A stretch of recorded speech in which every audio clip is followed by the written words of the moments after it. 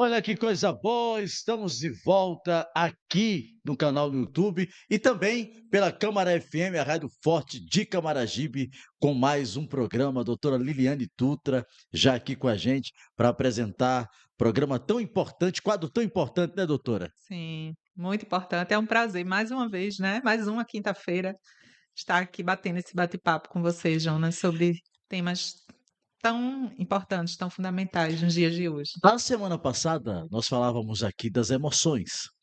E essa semana a gente continua falando de emoções e de um intervalo para outro, surgiu uma pergunta de um ouvinte, eu já começo fazendo a pergunta, é o Reginaldo, que é lá da PS5, ele disse como é que faz para se controlar a ansiedade. Ele é uma pessoa ansiosa, então, e aí quer saber como é que se faz para ter esse controle da ansiedade, doutora. Pois é. Eu acho que ele não é o único, né? É, tá no meio de milhões aí. Tem muita gente ansiosa por aí, né? E ansiedade, a gente falou pouco do último programa sobre ela, mas é uma emoção muito importante e que, de fato, a gente precisa falar muito sobre ansiedade, porque tem muita gente ansiosa, né, tem muita gente, tendo dificuldade de lidar com a ansiedade, né, que deixou de ser normal muitas vezes para se tornar um problema, se tornar uma doença, um problema de saúde mental que precisa ser cuidado, né. Então, essa pergunta é uma pergunta bem importante, bem interessante, né, que fala de como lidar com a ansiedade, como gerenciar a ansiedade quando ela chega nesse nível que incomoda, né. E aí eu entendi que ele está falando de crises de ansiedade, né. É importante a gente diferenciar a ansiedade normal, inclusive a gente teve um programa só falando de Falando de ansiedade, ansiedade. né. Mas aí, como a gente está falando de emoção, nada mais justo que a gente volte a falar da ansiedade. Então a ansiedade normal é aquela ansiedade que todo mundo tem. Então todo mundo já ficou ansioso ou fica ansioso, uns mais, outros menos, né. Mas é normal, inclusive tem sua função positiva, porque quando a gente fica ansioso com alguma coisa, isso é sinal que a gente está preocupado com aquilo e que a gente pode usar aquilo para se preparar. Então, se você vai fazer uma prova, se você vai fazer uma entrevista de emprego, você vai se preparar para aquele momento, para aquela situação. Isso é bom, né? Porque se você não fica minimamente ansioso, você acaba se descomprometendo com aquilo, né? E aí aquele tô nem aí, né? Então não dá para estar nem aí, né? Com a prova, com uma entrevista, né? Com a apresentação de um trabalho, enfim, com algo que você vai fazer que é importante e que precisa assumir um compromisso. Mas quando passa a ser uma preocupação excessiva, né, aquela sensação, constante de apreensão, de medo, medo do futuro, medo do que pode acontecer amanhã, isso já é muito grave, né, doutora? É. E aí é as pessoas que são ansiosas, né, extremamente ansiosas e que às vezes também, né, têm crises de ansiedade. Então é aquela pessoa que está bem, aparentemente, e que de repente ela começa a passar mal, começa a ter uma crise, né, às vezes de choro, às vezes o coração acelera, começa a suar frio, a respirar ofegante, sensação de que você vai morrer, quase isso, né, uma sensação muito ruim, né. Ainda tem, assim, a ansiedade ao extremo, que é a síndrome do pânico. Síndrome do pânico é uma ansiedade que ela chega ao pico, porque a sensação de morte vem, né, e eu nunca tive crise do pânico, mas eu já ouvi relatos de que a sensação é que a pessoa vai morrer, né, e deve ser muito angustiante mesmo, é muito ruim. Sem falar que a ansiedade também libera adrenalina, né, doutora? E Sim, aí, quando libera, você fica, com muita energia, né, é uma energia que que incomoda incomoda. muito, porque o seu corpo ele desregula, né, totalmente, né. Os batimentos cardíacos aumentam, né, a respiração fica ofegante, como eu falei, os pensamentos eles vêm misturados e confusos, o teu corpo ele responde de uma forma totalmente desequilibrada. É como se você tivesse uma medida e, de repente, fosse uma outra medida que você estivesse recebendo. É, Então, você tem um cano com uma espessura pequena, para receber um quantitativo de água pequeno, você recebe muita água. é, Automaticamente isso vai esborrar, o cano não vai suportar. Não, é diferente das pessoas, né? é. E aí, não é algo fácil de controlar essas situações de crise, né. O ideal seria de você evitar essa situação antes que ela chegasse, né. E aí como fazer isso? É ficar atento às emoções, é tomar esses cuidados que a gente já falou, né, de cuidar de você, de olhar para você e entender o que é que funciona melhor para mim, né, o que é que me ajuda a relaxar, o que é que me ajuda a desacelerar, né. Então se eu estou preocupada demais com alguma coisa, o que é que eu posso fazer de repente para tirar o foco daquilo, né, e ficar mais relaxado, ficar um pouco mais tranquilo. Então, evitar que essas crises cheguem é o melhor caminho. Mas se a crise já chegou, o que fazer, né? Então, se você está vivendo isso, ou se você tem um amigo que está passando por isso, está vivendo essas crises, né? O que é que você pode fazer? Primeiro, é procurar ficar perto de alguém que lhe transmita segurança. Então, se é um amigo, então fique junto da pessoa, né? Diga para ela: eu estou aqui, você não está sozinho. Segure na mão dela, porque nada do que você disser talvez vá ajudar essa pessoa, mas o fato de você dizer para ela: eu estou aqui, você não está sozinho, e segurar na mão dela, isso já é muito, né? Então, e se é com você, busque alguém que você confia nesses momentos, principalmente. Se a pessoa não estiver lá, ligue para essa pessoa, né? Busque essa companhia, busque essa presença de alguém que você confia. Tem gente para quem tem fé, né? Para quem tem uma religião, ajuda, a fé ajuda também, né? Então, fazer uma oração, fazer uma respiração, né? A oração, ela traz essa coisa da meditação junto, embutido, né? Porque quando a gente está rezando, orando, a gente está meditando, porque é um momento só nosso com Deus, né? Com esse ser superior que é Deus. Então, é um momento de introspecção, é um momento de você respirar com mais tranquilidade, né? E aí isso pode ajudar. E cada pessoa ela vai encontrar uma forma. Não existe receita de bolo nesses casos que sirva para todo mundo.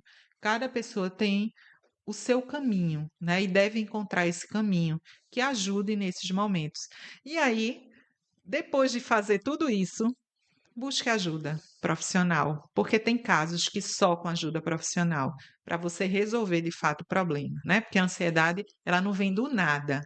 Existe um histórico aí que levou você até essas crises, né? E que você precisa saber, você precisa conhecer esse histórico, saber de onde vem essa ansiedade, quais as causas, para encontrar as soluções. A irritabilidade, doutora, é fruto da ansiedade também? Ela pode fazer parte da ansiedade, né? Então, se uma pessoa está ansiosa, ela pode ficar Fica mais irritada. irritada, né? Sim, paciente, irritada, né?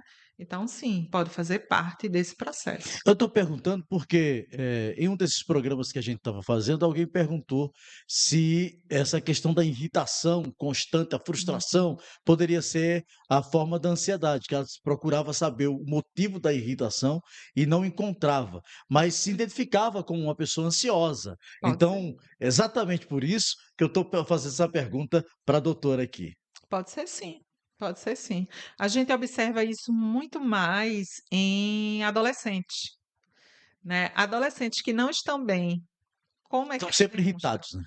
A irritação é algo que aparece muito, né, mas isso também é possível aparecer em adultos, né, pessoas que não estão bem. Pode ser devido à ansiedade, pode ser devido a outras questões, mas que demonstram essa irritação, essa impaciência, né, com as coisas. Parece que qualquer bobagem se transforma numa coisa grande, né. E quando você está bem com você, você consegue lidar de uma forma muito mais fácil com as coisas pequenas, A semana passada a muito mais senhora fácil. falava sobre raiva, falava da emoção raiva, se era muito difícil lidar, mas olhando assim friamente, essa questão da ansiedade também é muito complicado para se Muito. lidar, né, porque você também tem desencadeia uma série de outras coisas em cima dessa, ansiedade. porque você somatiza. Por exemplo, até dores muscular, muita gente tem aquela dor muscular, é parte da ansiedade. Então, ela vai somatizando no corpo. Então, é complicado também da gente É. lidar com a ansiedade. É um sentimento difícil. Eu não sei se vocês que estão nos acompanhando agora se identificam com isso. Por exemplo, alguém disse que vai chegar na sua casa às 3 horas da tarde. Às 2 horas já estou agoniado, perguntando se a pessoa saiu de casa, se já está vindo, ou se vai para um passeio. Esperar é algo que as pessoas gera essa ansiedade também na espera. Isso. E se confunde, né, muitas vezes, né? Então, o que chega de casos, nas emergências, pessoas com crise de ansiedade que acham que estão tendo um ataque cardíaco, né, que Um acham AVC, um AVC, um infarto. Então é muito, fácil de confundir, né, os sintomas emocionais com os sintomas físicos, porque uma coisa está ligada à outra, né. O nosso corpo e nossa mente, ela está muito ligadinha, né, não dá para separar totalmente. Então é muito comum chegar nas emergências esses casos, né, e aí vê os médicos, vai fazer todos os exames, aí para descartar a questão física até chegar, né, nesse diagnóstico que é crise de ansiedade, que é ansiedade, né. Então é difícil até da própria pessoa identificar, né, até onde é ansiedade, até onde é algo físico. é difícil. Eu tenho um histórico, eu posso falar sobre mim. Eu sempre me uso aqui no programa como exemplo, porque a gente acaba conhecendo o que passa com a gente. E eu venho de uma família que tem risco de AVC, né? Minha mãe morreu de AVC, minha irmã, a Cissa, morreu de AVC, a outra mais velha teve um AVC, quer dizer, tem um histórico de Uhum, AVC na família. E eu tenho problema de pressão alta, né? Às vezes eu estou com uma pressão muito alta. E aí eu fico naquela de saber, quando eu estou com uma pressão alta, eu fico com a dormência no braço e no rosto, e eu vou ver às vezes, tem nada a ver com a pressão, tem nada a ver com nada. É só pelo fato de entender que a minha família já teve, então eu fico ansioso para saber se eu estou tendo um AVC. É uma ansiedade ali, é. tá? Gerada. Eu já fui socorrido uma vez e estava com a pressão tranquila, estava normal a minha pressão, mas eu estava muito alterado. Eu dizia, eu estou tendo um AVC, mas você não está tendo um AVC. Mas vamos fazer um diagnóstico mais completo. Você vai fazer esse exame aqui para você se tranquilizar. Eu disse, "Ó, você está muito ansioso. Você precisa desacelerar." Então, você vê como isso somatiza. Eu estou falando, dando esse exemplo aqui, faz um tempo que isso aconteceu. Mas, vez por outra, eu sinto que, eu acho que eu estou tendo algum problema. Mas é isso está aqui na minha mente com o dia a dia, com a ansiedade, com algo que eu estou esperando que aconteça. E aí a gente fica tão ansioso que acaba somatizando alguns problemas desse aspecto e às vezes é só imaginário. É. E assim, isso é tão, tão forte, assim, essa dificuldade de identificar, né, o que é uma coisa, o que é outra, o que é físico e emocional, que eu, né, sou psicóloga, mas há uns 2 anos atrás eu tive crise de ansiedade, né, eu não tive noites de insônia, assim, repetidas noites de insônia, e uma dessas noites, eu tive uma falta de ar, né, um coração acelerado, sensação muito ruim, e eu justificava que era uma pré-menopausa, né, eu estou na idade aquela idade que a mulher já está perto da menopausa. E eu usava essa justificativa. Não era, não era. Era ansiedade mesmo, né. Na época eu não estava na terapia, e aí depois que eu entrei na terapia, eu entendi que eu estava passando por um momento, né, de muita ansiedade, uma ansiedade muito elevada, que me levou até crises. Me levou até insônia, muita insônia, né, enfim. Então veja como é difícil, como até a gente, enquanto profissional que vive nessa área, né, que lida com isso, tem dificuldade, né, por isso que é tão Pegando importante. essa deixa sua, doutora, dizer para quem está nos acompanhando aqui no rádio, no YouTube, acompanhando a gente no site, no aplicativo, em qualquer lugar que esteja acompanhando, na dúvida, procurar uma orientação médica. É, Seja um clínico, quando você sentir que está tendo sim, problema de saúde, seja um psicólogo. Não dá para você ficar também na dúvida, mas eu estou com ansiedade. sim, Até para lidar com a crise de ansiedade, você vai precisar de um profissional. isso. A doutora acabou de dizer, ela é psicóloga, mas não por isso que ela vai deixar de procurar uma terapia, procurar um profissional que possa cuidar desses problemas emocional, e aí precisa ter esse profissional para alinhar a pessoa, né, doutora? Pois é. E aí, no meu caso, eu busquei primeiro um médico. Fiz os exames hormonais para saber se era de fato uma questão de uma menopausa, né? Se eu tinha entrado na menopausa. Não era. Então, os exames deu todos normais. E aí foi quando eu fui investigar o aspecto emocional. Então, é muito importante o que você falou, né? Na dúvida, busque um médico, né? Um clínico, um ginecologista, faça exames, né? Se for mulher, no caso, se for um homem, clínico geral, né? Ou outro médico especialista, um cardiologista, faça os exames, descarte a questão física e aí sim, né? Descartar a questão física, resta a questão emocional para ser vista. Nós temos o péssimo hábito de nos consultarmos com os outros. Eu escuto que o Christian teve uma crise emocional e ele teve tal sintoma. Eu estava ansioso em casa e aconteceu isso e isso porque eu estava ansioso. Eu fico ouvindo essa história e aí acontece comigo, falar, eu também estou com uma crise de ansiedade. Pode não ser, por isso é preciso procurar um médico. E pode ser, Pode ser. porque essa questão da ansiedade desencadeia problema de concentração, problema do sono, como a doutora já falou, irritabilidade, inquietação, palpitações, pessoas que ficam com dores de cabeça. Excessiva também pode ser parte dessa ansiedade, né, doutora? Isso.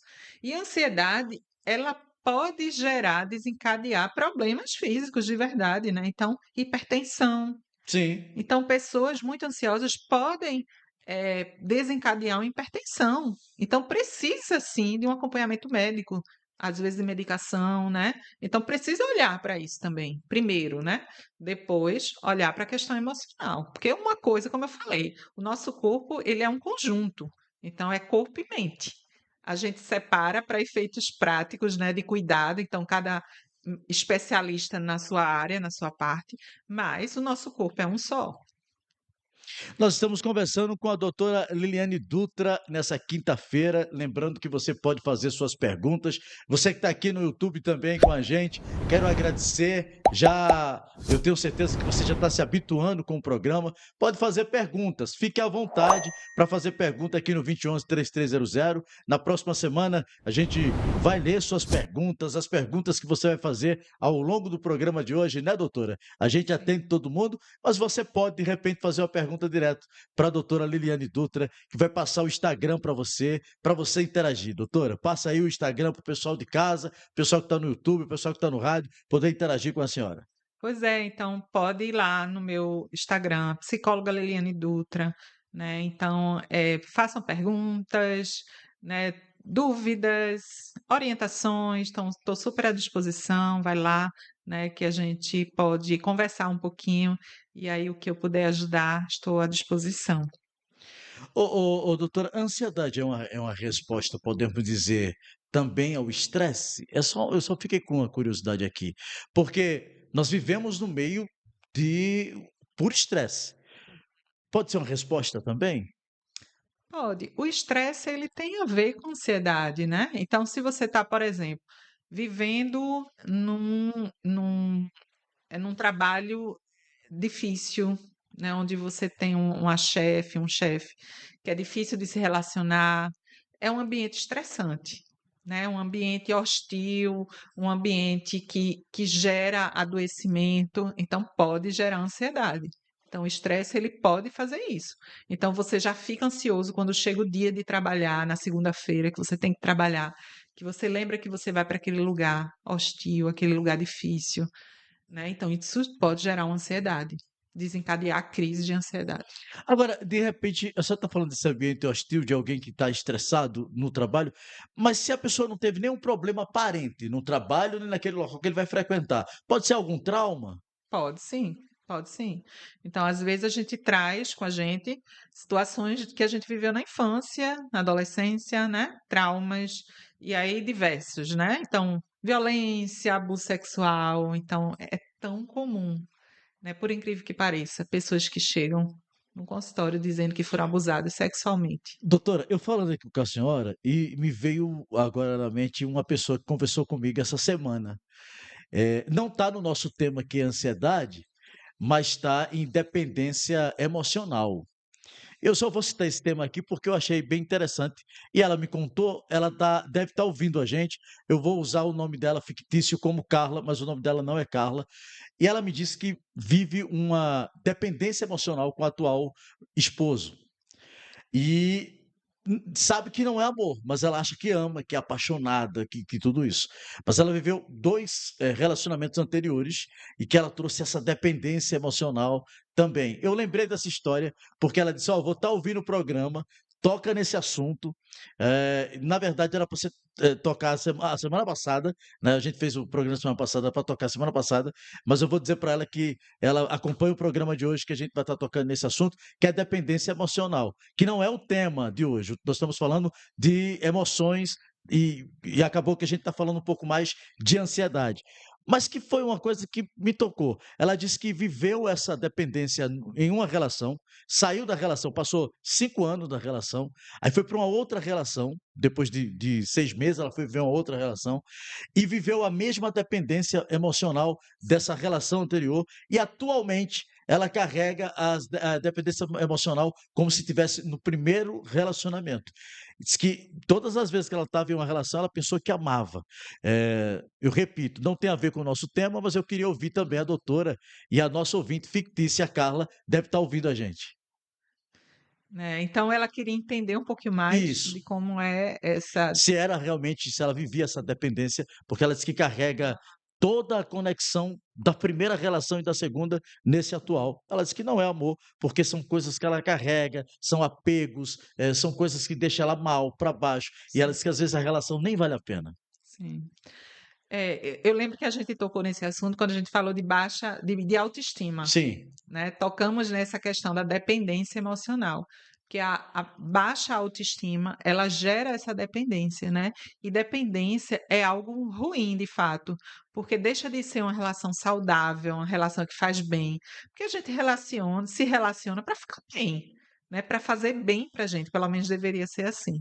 Então quando eu me relaciono, quando eu estou com alguém e aquilo de certa forma me faz mal, né, porque gera uma dependência daquela pessoa, né, então só fico bem se eu souber onde aquela pessoa está, o que que ela está fazendo, né, ou então se eu estiver com ela o tempo todo, e qualquer coisa, qualquer motivo, é motivo de qualquer situação é motivo de ciúmes, né, então isso é algo muito ruim, é algo muito negativo mesmo, que gera muito sofrimento.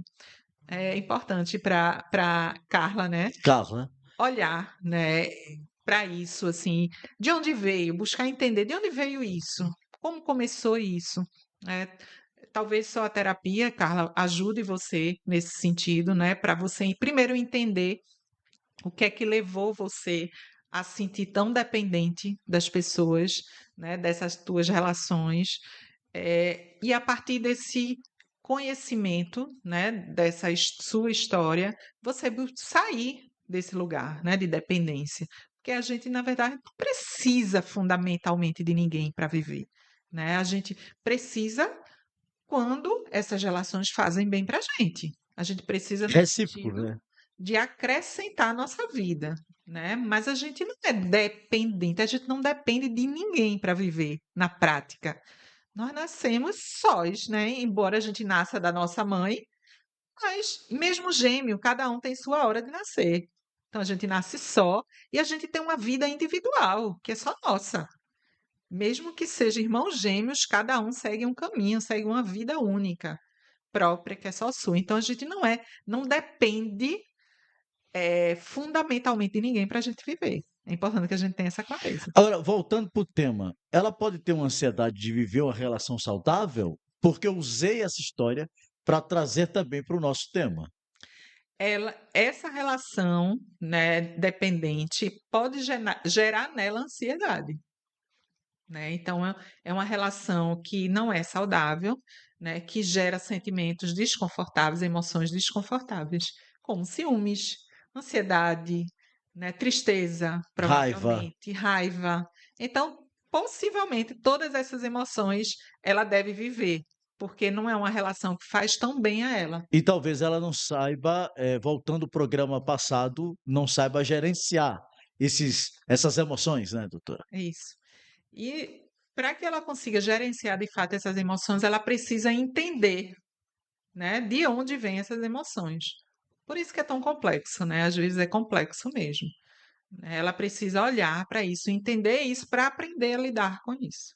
Coisa boa. Esse é o programa que você pode perguntar também. Fique à vontade, 2011-3300. Quero agradecer ao pessoal que está sempre acompanhando o nosso programa, o pessoal do mercado, o pessoal do Bairro Novo, a doutora Liliane Dutra, toda quinta-feira pode tirar suas dúvidas. Ela já garantiu a semana passada que vamos fazer um programa só com perguntas. Então, tem várias pessoas que têm pergunta para fazer. Vamos fazer colecionar essas perguntas para fazer aqui no programa para a doutora Liliane Dutra. Eu tenho certeza que vai ajudar muita gente. E tem ajudado, doutora, porque imagine, são temas que a gente às vezes não traz e não conversa, e as pessoas não têm tanta intimidade com esse tema e a gente acaba trazendo aqui para o programa, né? Sim, sim. E agora a gente vai, em setembro, né? A gente vai entrar no mês do Setembro Amarelo, né? Que é a campanha de valorização à vida, né? Que eu acho que é muito importante a Sim. gente trazer essa temática, né? Tudo que gira nesse sentido, né? De valorizar a vida, de prevenção ao suicídio, né? De saúde e adoecimento mental. Então, toda essa temática a gente vai dar uma atençãozinha agora esse mês de setembro, trazer convidados também, né? Então vão vir, vai vir coisa boa aí em setembro. É, em setembro, a senhora falando de setembro amarelo, a gente precisa realmente dar essa atenção, né? Sim. Para a valorização da vida. As pessoas falam, o setembro é quando a gente fala também sobre o suicídio, né? Prevenção do É suicídio. a prevenção do suicídio. Eu estava falando para a senhora em off, e a gente ia falar sobre emoções. A semana passada, assim que a gente chegou para fazer a gravação do programa, eu falei para ela de um episódio de um jovem evangélico, ativo nas redes sociais, e que acabou cometendo suicídio. Que bom que a senhora vai abordar esse tema a partir do próximo mês aqui na rádio, porque é algo que a gente não consegue, às vezes, saber o que é que está passando na cabeça de quem está sorrindo, né, doutora? Sim, sim. Nem sempre é fácil de identificar, né? Nem sempre esses sinais são tão visíveis, né? E, enfim, né? Mas de qualquer forma, eu acho que é importante a gente buscar identificar quando for possível essa identificação, né? E a gente buscar ajudar as pessoas que a gente sabe que estão passando por dificuldades, né? Estão depressivas, né? Estão com crise de ansiedade, estão ansiosas, né? Como a pergunta do nosso ouvinte, né? Enfim, e a gente ajudar a gente, mas também ajudar os outros que estão perto da gente, né? Poder. Eu lembrei da senhora, eu estava indo para o Rio de Janeiro, aí quando cheguei no avião, todas as viagens praticamente eu fiz o voo, mas foi dessa que eu lembrei, porque elas falaram sobre a máscara, né? Aí eu lembrei que a senhora disse, Um exemplo. primeiro você coloca a máscara em você. Aí Exatamente. depois você pensa na criança, No em quem nos idoso. idosos. Se você não cuidar primeiro de você, fica impossível de você cuidar dos outros. Se Sim. você não está bem, obviamente nada vai ficar bem. Você não vai ter condição de cuidar absolutamente de nada. Então, aprenda a lidar aí com esses sentimentos, essas emoções, né, para que você possa cuidar das pessoas. Isso. E aí a gente está falando de inteligência emocional, né? De algo que também é algo tão falado, tão trazido à tona, né? Inteligência emocional é nada mais do que você aprender a se conhecer e lidar com essas emoções, né? Ter a emoção, mas ter a inteligência de lidar com ela. Exatamente, né? Então tem muitas pessoas inteligentes intelectualmente. E hoje se fala desse outro tipo de inteligência, que é a inteligência emocional, tão necessária, né? O que adianta você ser inteligente intelectualmente e você não saber se relacionar, você ter dificuldade de lidar com as suas emoções, E qualquer coisa ser motivo para você explodir. explodir, né? Que adianta, né? Então, para que você seja eh, produtivo, né?